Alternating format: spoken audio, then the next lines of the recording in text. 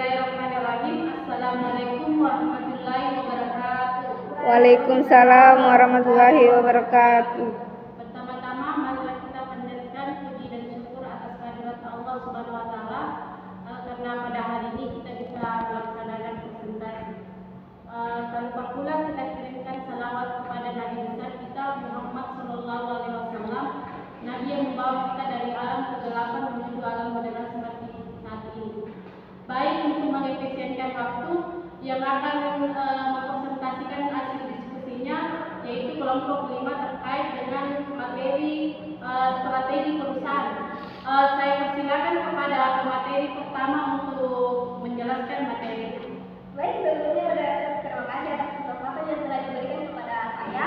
Tentu saja pada kesempatan kali ini saya berkesempatan untuk menjelaskan tentang pengertian strategi perusahaan.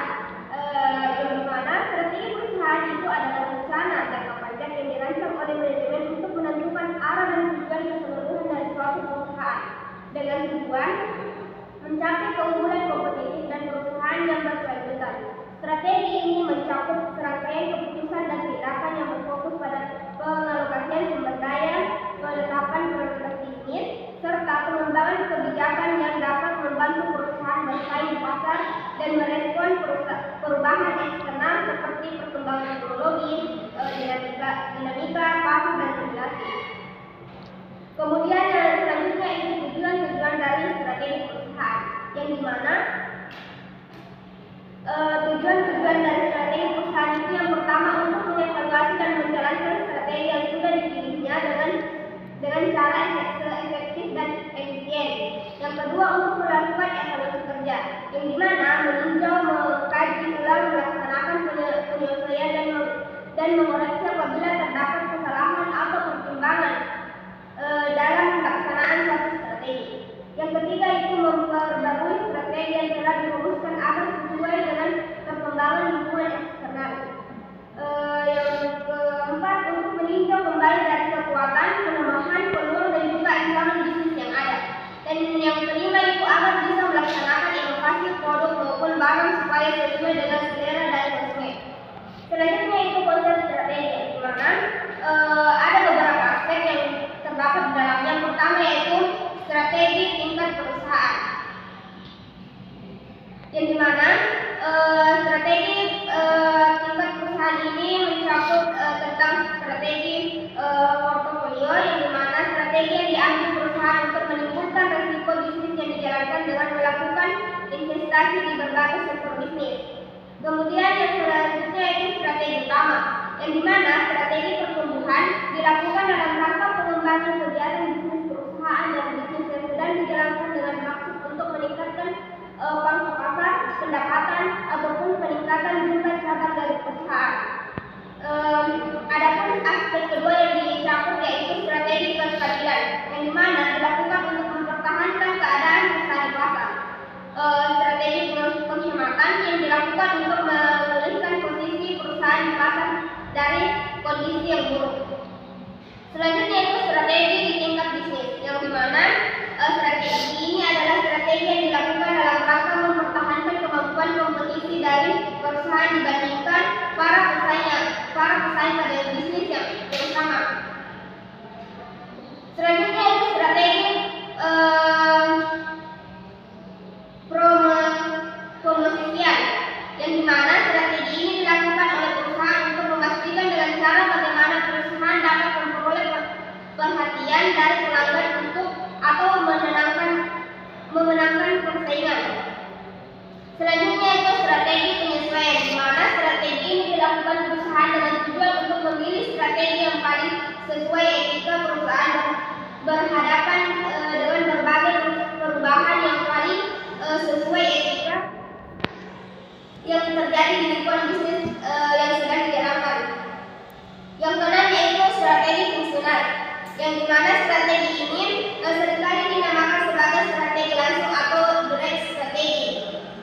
Hal ini disebut perusahaan cenderung melakukan persaingan pada jenis bisnis tertentu yang dijalankan dan tidak ada pada tingkat perusahaan maupun sektor bisnis yang diperdagangkan. Mungkin sekian yang bisa saya sampaikan.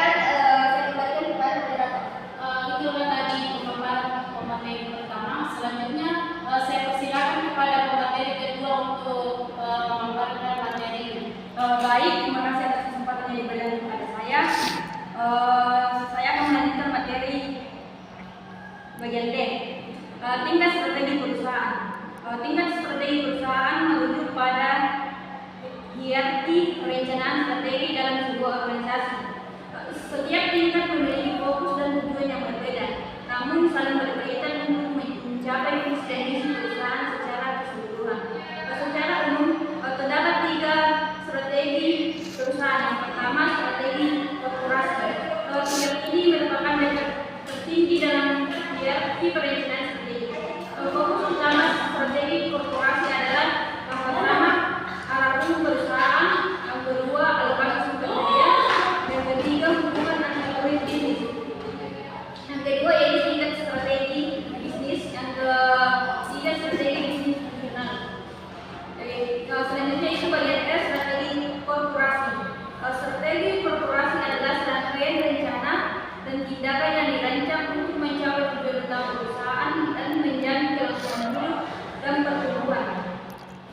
Strategi korporasi adalah rencana komprehensif yang digunakan oleh perusahaan untuk mengarahkan sebuah operasi bisnisnya untuk tujuan jangka panjang. Bagian F yaitu strategi bisnis. Strategi bisnis adalah upaya perusahaan dalam mengambil kebijakan untuk membangun keunggulan dalam persaingan bisnis. Tujuannya untuk dapat memenuhi dan mencapai visi misi serta target bisnis perusahaan. Adapun fungsi dari strategi bisnis yaitu mengarahkan fokus. Strategi bisnis memberikan arah dan fokus yang jelas bagi perusahaan. Pasalnya, strategi bisnis dapat membantu menetapkan visi dan misi dan tujuan jangka panjang menjadi pedoman bagi sebuah kegiatan dan keputusan perusahaan. Yang kedua itu mengoptimalkan pengguna sumber daya. Dengan demikian, memiliki strategi yang terdefinisi dengan baik, perusahaan dapat mengalokasikan sumber daya. Bagian C, mengambil risiko. Strategi bisnis berperan penting dalam mengidentifikasi, mengevaluasi, dan mengambil risiko dengan pemahaman yang lebih baik tentang kelebihan dan kekurangan internal serta peluang dan ancaman eksternal. Perusahaan dapat membuat keputusan lebih baik dalam menghadapi risiko. Bagian D yaitu meningkatkan daya saing.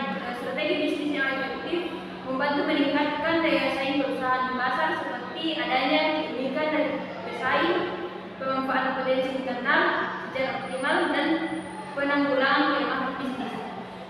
Bagian E yaitu evaluasi kinerja. Fungsi terakhir dari strategi bisnis adalah memberikan kerangka kerja untuk mengevaluasi kerja perusahaan secara teratur.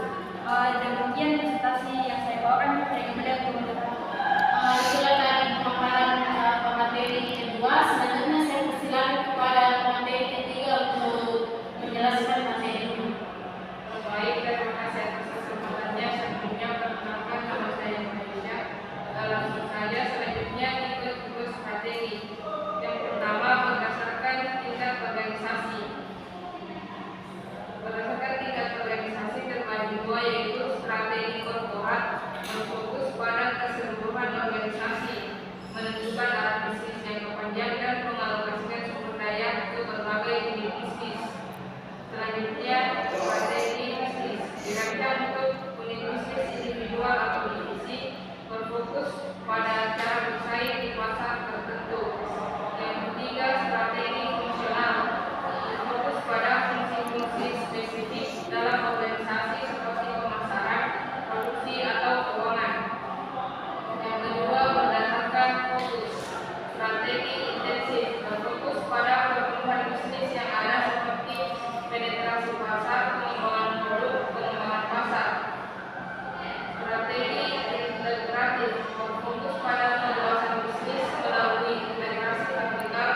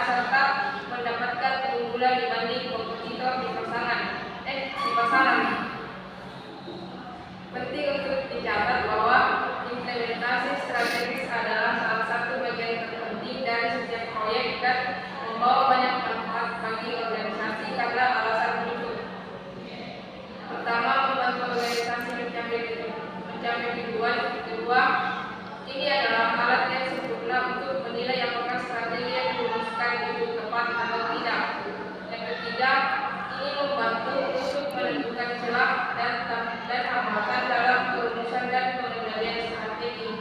Keempat, ini membantu mengukur kemajuan proses dan praktik manajemen. Kelima, ini membantu organisasi membangun kompetensi inti dan kemampuan kompetitif. Dan yang terakhir, pengendalian strategi. Pengendalian strategi adalah suatu proses sistematis yang diterapkan untuk mengomunikasikan dan menyiapkan suatu strategi setelah diimplementasikan. Tujuan utama dari strategi pengendalian meliputi menjaga konsistensi strategi dengan tujuan utama perusahaan, mengevaluasi efektivitas strategi dengan mengukur kinerja nyata yang dihasilkan dan membandingkannya dengan target yang telah ditetapkan, mengidentifikasi hambatan-hambatan baik internal maupun eksternal, mengadaptasi strategi terhadap perubahan kondisi pasar atau dinamika lingkungan bisnis yang tak terduga. Selanjutnya, proses pengendalian strategi. Yang pertama, menetapkan standar atau kriteria evaluasi. Ini bertujuan untuk menentukan standar kinerja atau indikator kinerja kunci yang relevan dengan tujuan strategi. Kedua, pengukuran kinerja aktual. Setelah standar ditentukan, langkah selanjutnya mengumpulkan data mengenai hasil yang telah dicapai sejauh ini. Yang ketiga, analisis dan evaluasi kinerja. Dalam langkah ini, manajemen membandingkan hasil aktual dengan standar yang telah ditetapkan untuk mengidentifikasi perbedaan atau penyimpangan. Keempat, tindakan korektif. Tindakan korektif dilakukan untuk memperbaiki penyimpangan dan memastikan bahwa implementasi strategi tetap sesuai dengan tujuan yang diharapkan. Baik, sekian dari pemerintah. Itulah tadi pemaparan dari kelompok 5 terkait materi strategi perusahaan. Semoga apa yang disampaikan semoga bermanfaat bagi kita semua. Jika ada kesalahan kata mohon dimaafkan karena sempurna.